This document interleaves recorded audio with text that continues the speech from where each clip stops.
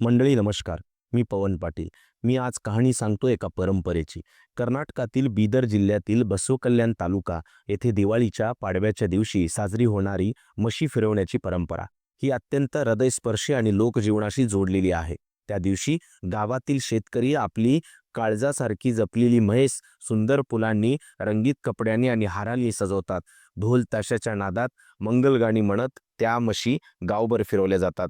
ही फक्त प्रथा नसून शेतकऱ्यांच्या आणि जनावरांच्या नात्यातील अतूट प्रेम आणि कृतज्ञतेचं प्रतीक आहे.